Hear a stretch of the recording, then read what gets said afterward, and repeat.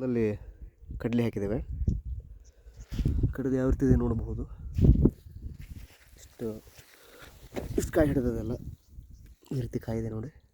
ಅದಕ್ಕೆ ಸುಫಲ ಸ್ಪ್ರೇ ಮಾಡಿದ್ದು, drip irrigation ಇದೆ ನೋಡಿ.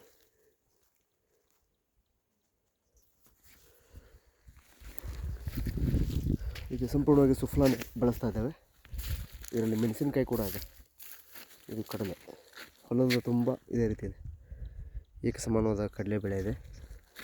ಅದರ ಕಸದ ನಿರ್ವಹಣೆ ನಾವು ಸರಿಯಾಗಿ ಮಾಡಿಲ್ಲ ಅದನ್ನು. ಯಾಕೆ ನಾವು ಕಳೆನಾಶಕಗಳನ್ನು ಬಳಸೋದಿಲ್ಲ. ನಾವು ಅಷ್ಟಿದ್ರು ಮ್ಯಾನ್ಯುವಲ್ ಲೇಬರ್ನ ಬಳಸ್ತೇವೆ.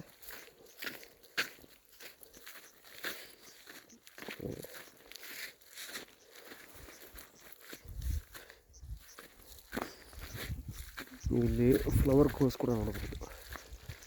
ಕಾಲಿಫ್ಲವರ್ ಇದೆ, ಅಲ್ಲಿ ಹೂಕೋಸು ಇದೆ. ಹೂಕೋಸು ಈ ರೀತಿ ಇದೆ. ಕಡಲೆ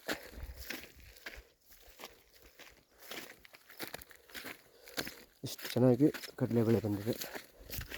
ನಾವು ಯಾವುದು ಹಾಯಿ ನೀರು ಮಾಡೋದಿಲ್ಲ. ಎರಕಲ್ಲಿ ಬೀಡಿ ನೋಡ್ಬೋದು ಈ ರೀತಿ. ಇಲ್ಲಷ್ಟೇ ನೀರು ಇರ್ತದೆ. ಇದನ್ನು ಮಿಶ್ರ ಬೆಳೆಯಾಗಿ ಮಾಡಿದೆ. ಇದರ